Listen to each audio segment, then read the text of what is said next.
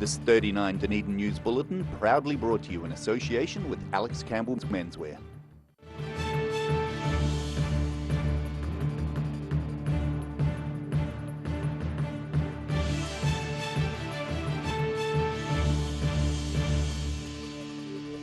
Good evening, Dunedin. I'm Rebecca Dupree. New University of Otago research shows a link between moderate drinking and the risk of developing cancer. Around 20 New Zealand women die each year from breast cancer, which is now being linked to consuming fewer than 2 alcoholic drinks a day. But those behind the research have some suggestions on how to reduce the risk. Highlighting the issues. Professor Jenny Connor has been researching the effects of regular alcohol consumption for several years. Her latest findings show that even a moderate amount of regular alcohol consumption can increase the risk of cancer, and in particular breast cancer. And so we found that about 236 deaths in 2012 could be attributed to cancers from people's drinking. And about half of those were in men and half were in women. But as we all know, men drink a great deal more than women. And the reason that they have equal numbers of cancers is that breast cancer seems to be particularly sensitive to alcohol. During the study period, more than 60 women died of breast cancer nationwide. Connor says a large number of those women drank alcohol regularly. There were 65 breast cancers in that year, breast cancer deaths due to alcohol, and about a third of those were attributable to drinking less than 2 drinks a day. She recommends a more moderate and less regular approach to alcohol consumption. That advice equates to not cutting it out altogether, but instead to reducing drinking to only a couple of times a week or less. Connor explains that by changing behaviours, it can reduce the chemical effect that alcohol has on the body. Most cancers that are associated with alcohol seem to be due to the carcinogenic effect of acetaldehyde. And acetaldehyde is the first step in the breakdown of alcohol. So when you drink it, your body starts to break it down, and the first thing that's produced is carcinogenic. So you get cancers of the mouth and the throat and the esophagus and the liver and the bowel, which are due to acetaldehyde coming in contact with the tissues. Professor Connor refutes some pro-alcohol lobbyists' suggestion that alcoholic beverages like red wine contain antioxidants, which are said to combat cancer. She says the red wine argument is simply a red herring. Daryl Baser, 39, Dunedin News. The man accused of murdering a woman in Seacliff earlier this year has pleaded not guilty. 59-year-old Stephen Finley entered his plea via audio-visual link in the Dunedin High Court today. He's accused of murdering 45-year-old Sharon Diane Comerford at her home in Seacliff in March of this year. Finlay was found seriously injured in the nearby Truby King Reserve following the incident. The trial is expected to begin next week. A gaggle of geese who've long been fouling a Port Chalmers park may soon come to a violent end. The Dunedin City Council is planning to shoot the 8 geese in the next couple of weeks after community efforts to move them failed. But one of the bird's protectors says the problem is already solved. On a wing and a prayer. Earlier this month, community volunteers were given a week to move this gaggle of 8 geese on. DCC staff say that if it has been unsuccessful, and told 39 Dunedin News that contractors will begin culling the birds very soon. However, Port Chalmers resident and one of those trying to save the geese, Beres Ford, has been in contact with the Ministry of Agriculture and Forestry. Apparently MAF are saying that unofficially, you know, they've been told that people have got to the end of the week to try and relocate them, and there's already been people employed as contractors who have also come into MAF to find out rules and regulations about it for their own safety. At this stage, there is no set time or date for the cull to take place. Ford says she's concerned with the use of guns to shoot the birds, particularly after a conversation with a survivor of the Aramoana massacre. An older person raised to me this morning that they didn't like the idea of them being shot because you know, they've lived through David Gray massacre, they've lived through, you know, armed offenders and everything like that, and for them, they're just so anti-guns anywhere. Ford says she saw the geese just this morning, not on Watson Park, but at their new home. Well, I haven't seen them at Watson Park for a while, but I have just seen the geese just now, so I've just been about an hour with the geese before, so yeah. So I've seen them this morning, about half an hour ago is the last time I saw them. Last Saturday, Dunedin TV filmed this football match at Watson Park, where there were no sign of the 8 geese. Daryl Baser, 39, Dunedin News. Police are investigating a stabbing that occurred in Molesgill at around 8:15 this morning. A police spokeswoman says officers are confident they've found the person responsible for the assault. The 2 people involved are believed to be known to each other. Inquiries into the incident are ongoing and no further information is available as yet. A new survey has identified Otago as having the highest number of vegans per capita in the country. Close to 1,000 people were surveyed in the recently released report by a national vegan advocacy group, and a high percentage of young people in Dunedin may be behind the local numbers. Sorting through the stats, Carl Scott of the Dunedin Otipoti Vegan Society is looking over recently released survey results which identify Otago as having the highest number of vegans per capita. A total of 865 responses are used in the report, and while Scott says it's a small number, it's still representative. This was sort of a follow-up to see if anything had changed. A friend of mine called Michael Hitchcock up in Auckland organised this, and the results have just been sort of finalised and released, and we were really interested to see that Otago really stands out among the rest of New Zealand as having more vegans. We thought that's something worth talking about. Scott believes there are 4 main reasons why Otago has a large number of vegans. He says it comes down to a number of groups promoting the lifestyle, as well as the increasing information available to those eager to know more. But the main reason he's identified has to do with the city's substantial tertiary population. One of the key things we think what's happening in Otago is that a lot of young people are switching on to veganism, and I guess that's through social media, internet-based technologies. People are learning the facts and coming to conclusions that lead to veganism. And of course Dunedin in particular has a large number of young people at the university and the Polytech. Scott says the increasing number of vegan and vegetarian cafes popping up around the city is another reason why the vegan population may be on the up. He says more and more he's fielding inquiries from locals keen to know more about the lifestyle. And also one of the admins we've got a Vegans Vegetarians Facebook page. We've got over 1,000 people on that Facebook page, and that's growing insanely fastly. But the Vegan Society is also growing quite rapidly. We're often getting new people signing up, wanting to come along to our potlucks and learn and find out information. Alongside Dunedin, both Christchurch and Wellington also had a strong showing of vegans when surveyed. Ruby McAndrew, 39, Dunedin News. Still to come on 39 Dunedin News, we chat with Quarantine Island's new manager and we'll get an update on a quarantine situation in Opaho.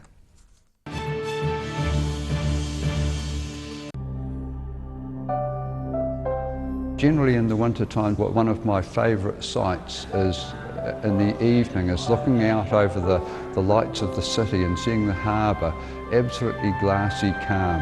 And I think that we've just got a fantastic environment here in Dunedin. It's a great place to live and I'm very happy to be here.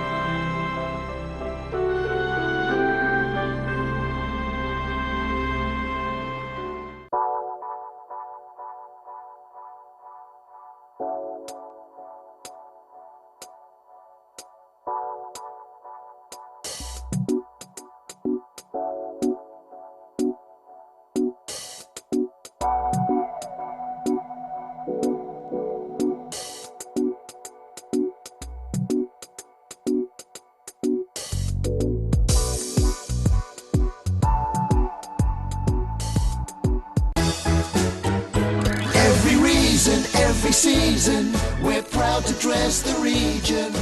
Alex Campbell menswear, it fits.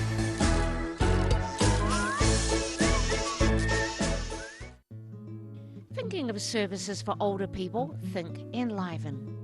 Enliven is a service philosophy where people come first. Enliven is about choice, activity, relationships, respect and security. You can enliven your health, your friendships, your life, no matter what your age. For more information, go to pearsatago.org.nz or call 4777 115.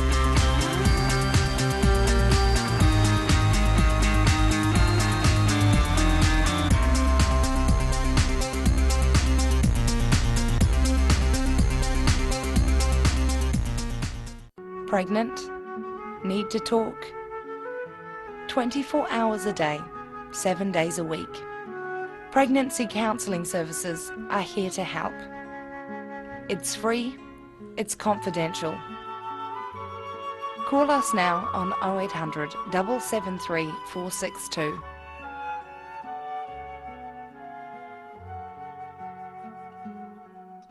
It has no arms, no legs, has a drill in its mouth up to 8 hours a day and still never complains.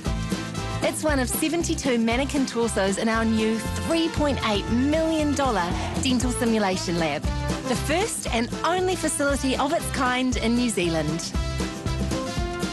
My name is Nikki Rose Coltolaro, and this is my place in the world. Take your place in the world.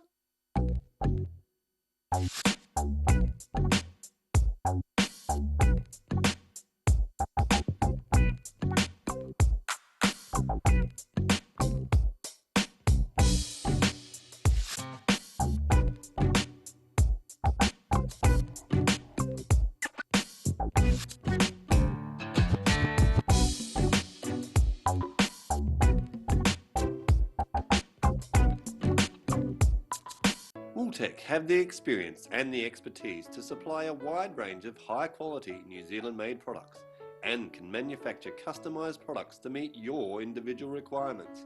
Wooltech, great people, great products, great service. Favourite part of winter? I like fashion in winter, I like dressing up in winter, I love having scarves, and I do the same thing for my house. So yeah, it's just that layering effect, isn't it, of how we work, really.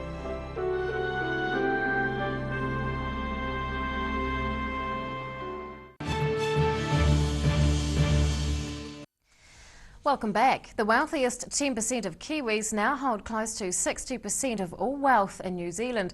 Data released by Statistics New Zealand shows that in the past 5 years that figure has risen by more than 4%. In contrast, the bottom 40% of New Zealanders only hold around 3% of the country's total wealth. However, the wealth pattern for the top percentage of households in New Zealand is consistent with the OECD average for countries with readily available data. And on that note, let's take a look at today's markets. The NZX 50 has closed the day up 30 points, is now at 6,717. The Dow Jones is down 261 points. And to the exchange rates, the Kiwi dollar is down against the Australian, very slightly mind you, but we are up against the other currencies we follow. The largest island in Otago Harbour has a new inhabitant.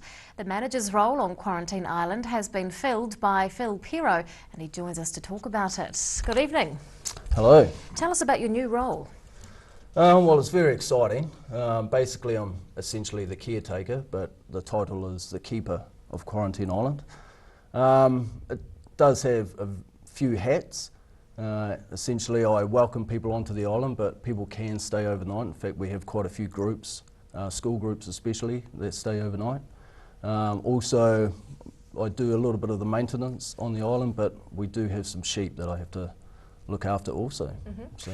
Tell us about your background, your other jobs that you've held. A little bit like this role, actually. A few different hats. Previous to this, I was working at Penguin Place as a tour guide there. Also, before that, I was working with one of the local farmers out on the Otago Peninsula, Brendan Cross. So I've got a little bit of that farming background to help out with the sheep. Also, I had some time with Kiwi Rail, and I was a youth worker with the Malcolm Charitable Trust for a number of years. So how will this role then be different to previous roles that you've held? I think it's not really like your typical run-of-the-mill job. It's not 9 to 5. It's actually more 24/7. So I kind of see it more as a lifestyle than a job. You're living on the island? Yes, I am living on the island. And you don't have a car? Yes, I have a car, but it obviously has to stay on the mainland. Yeah. So at the moment I leave it just above the Marine Study Centre near Portobello there. And I have a wee boat to fly to get to and from the island. What's going to be your initial focus for the job? I think I really just want to concentrate on settling in. I'm very lucky at this time of year, it's quite quiet, we're not having too many groups coming over. So I'll start to get the feel of the island, and then once people start coming on. I just want to make sure that everyone's welcome and make sure that everybody's safe. There are a few hazards, obviously, big body of water around us. So yeah. What is the long-term vision for this position, your long-term vision? At the moment, I don't think I really have a long-term vision. I just really want to get comfortable with the position. I've got some big boots to fill. There's been some fantastic keepers of the island previous to me being there. So as long as I can do as good a job as them, I'll definitely be happy. Why does this island need a keeper? For a while, we didn't have any keepers on the island, and with the historic buildings that we have there, a lot of them were graffitied, and I mean the Quarantine Island Kamototua community, which manages the island and has done since 1958. Basically, they just want to keep those historical buildings intact. In fact, we've done a lot of work with restoring the Married Quarters building, which was one of the original quarantine buildings on the island. So the quarantine started in 1861, so we're at a really good stage of getting that building back into a usable state. How will you be engaging the community with the island? We definitely would love more people to come to the island. In fact, we have an open day at the end of every month on a Saturday. So if people can come over on that day and get a little bit of a feel for the island, we're always encouraging people to get involved in projects. Basically, through our education program, we want more school groups coming through. We're trying to actually enhance that program. We've got quite a big ecological side of the island that we're trying to enhance. We're planting trees. Obviously, with the historic buildings, we're trying to enhance that side of it. So I think just by letting people know that it's there. I mean, if people just want to come over for the day, that's all good, but if they want to come over for the night, it's actually quite reasonable priced accommodation. In fact, it's fantastic. How big is the island? It is 14 hectares, so it's not huge. You can walk around it within about half an hour. It's roughly only 58 metres high. We're slowly getting that vegetation back onto the island, the native vegetation, but most of it is still basically pasture, so it's easy to get around. Now you mentioned sheep. What other sort of wildlife would we find there? We do have a lot of native birds, especially seabirds that are roosting. We do have the spoonbills come back every November, so that's really exciting to see them roosting in the trees. With all the other birds, we need to protect them, so we can't have any dogs on the island. However, we do have a rat and mice problem, but we've just been given some money to invest in some good nature traps, so that's another project that's in the pipeline. What do you think is going to be the biggest challenge of this role? I think it's the little things, actually. I have two young daughters, Remy, who's just about to have her 9th birthday this weekend, so she's having a wee party over there, and Ayla, who's going to be turning 11 soon. So I think just getting them back to the mainland for school. They go to broad-based school, so yeah, I think just those little things, yeah. Phil Pero, new Quarantine Island Manager. Good luck with the role. Thanks so much for your time. Cool, thank you. After the break on 39 Dunedin News, ringworm closes the Otago SPCA site in Opaho, and we'll take a look at weather for Wednesday.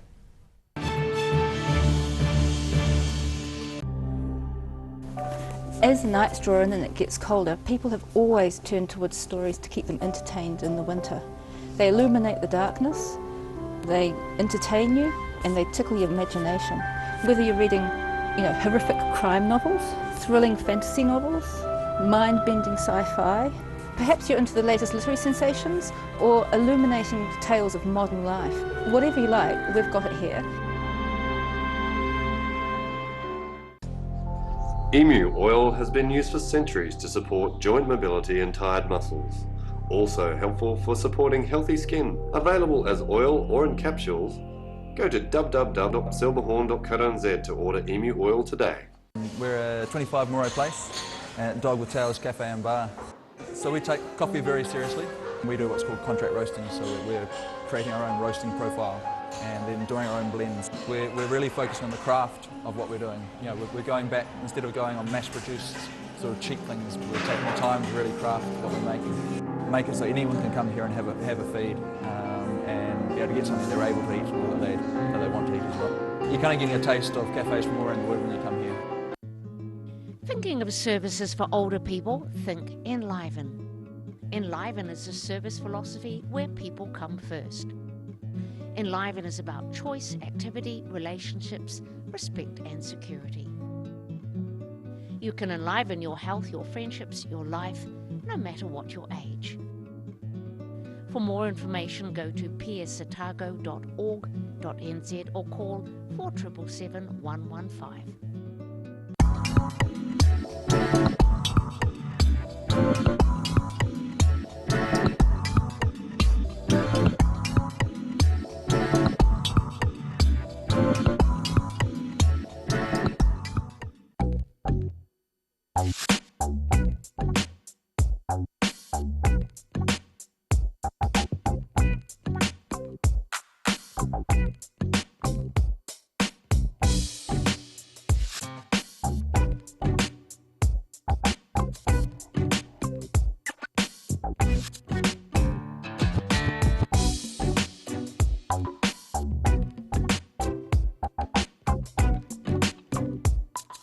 Wooltech have the experience and the expertise to supply a wide range of high-quality New Zealand-made products and can manufacture customised products to meet your individual requirements. Wooltech, great people, great products, great service.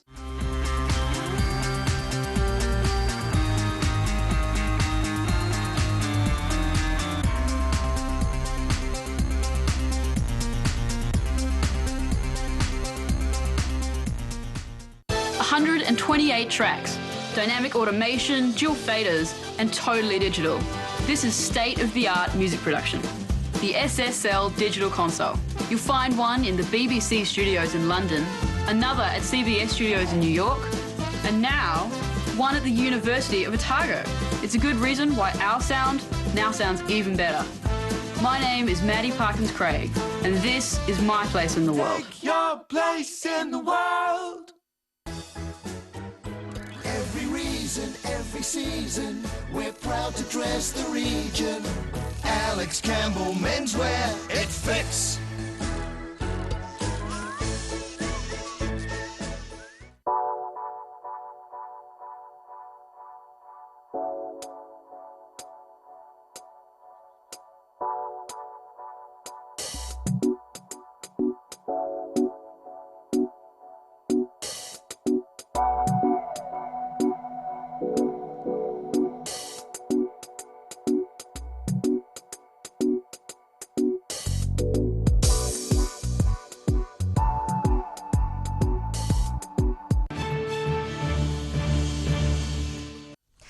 Welcome back. An Otago Polytechnic academic is preparing to embark on an American adventure after winning a prestigious Fulbright Award. Carolyn McCaw is heading to New York for a 10-month residency at the State University of New York Canton campus. While there, she'll be implementing an Arts of Oceania course and teaching design. McCaw will be presented with her award at a parliamentary ceremony tonight. The Otago SPCA is still on lockdown after an outbreak of ringworm that's mainly affecting cats. The SPCA site in Opaho has been closed for the past 6 days, and staff say they expect it to remain closed until the 9th of July. A vet is due to inspect the animals tomorrow to scan them with a special light that can determine if current medication is working. The quarantine stems from concern that children cuddling infected animals could also become infected. The disease is contagious but treatable. And now recapping tonight's top stories on 39 Dunedin News, and the link between moderate drinking and certain types of cancer is at the centre of new research out of the University of Otago. The days are numbered for a gaggle of geese in Port Chalmers as community efforts to move them on humanely have been unsuccessful. And veganism in Otago is on the increase, with a new survey showing the region has more vegans per capita than any other main centre. Well, it's time now to find out what's going to be in tomorrow's Otago Daily Times, and editor Barry Stewart joins us. Good evening. Hello, Rebecca. We're just getting details of a fatal crash in Balclutha, so more on that in the newspaper tomorrow. Otago Innovation has received a big grant from the government, and continuing on the theme of celebrating Dunedin business success. 'Cause speaking of innovation, yes. I loved the idea in the paper of having that wee attachment on the side of your lawnmower to do the edges. Not a bad idea, actually. Yeah, Pretty darn good. pretty clever, actually, from that young man. I can't wait to see him market that. We haven't seen that on yet, so let's hold our breath on that one, or not hold our breath. One of the two. But yeah, no, it could be handy. I do it with a spade, but yeah. I'm sure that'll work really well. Yeah. He doesn't bother? No. You've got to have tidy edges. Absolutely. Anyway, Southern Colour Print has been acknowledged by the DCC for winning its prestigious award for an All Black stamp. So another fine printing job from Southern Colour Print. ORC is still keeping an open mind about a car park building on its proposed site for its new headquarters. That's in Dowling Street. And we also have a story on ticket prices for the upcoming Lions visit to New Zealand. And just top of my head, the top price is about $450. But that won't be in Dunedin, which we don't have a test match. We are playing the Highlanders, which will be better than a test match. Absolutely. Possibly. And on that note, thanks Barry. That's Thank you. Tomorrow's ODT. It's time now for local weather. This 39 Dunedin News weather update proudly brought to you in association with Silverhorn's Emu Oil. And here is our city view. It's taken of the old Dunedin prison. Around the city at 3 o'clock today, 13 degrees for the central city, 14 at the Gardens and 15 out on the Tyree. Well, to the situation, and a weak ridge of high pressure will push itself over the South Island tomorrow. To the main towns in the lower South Island, we're expecting nor'westers with cloud increasing for Invercargill and Gore, both on 11 degrees. Strong nor'westers in Tiana with rain later on, with a high of 10, and westerlies for Alexandra with some clouds and 11 degrees. Westerlies with some cloud for Queenstown, Wanaka and Twizel, and a fine day awaits Oamaru, all these towns on 11 degrees. In Dunedin tonight, frosts are possible in sheltered places. We're dropping to a low of 0. Fine tomorrow with high cloud increasing later in the day. Light nor'easters at first with westerlies freshening from late afternoon and a high of 11. And on Thursday becoming fine and sunny with light sou'westers and a high of 10. To the Otago Pallet Fires tidal and fishing information. High tide tomorrow morning is at 11 o'clock. Low tide follows at 10 to 6. And fishing conditions look good tomorrow, especially around 7:30 in the morning. And that's all from the team here at 39 Dunedin News for Tuesday. We'll see you again tomorrow. Good night.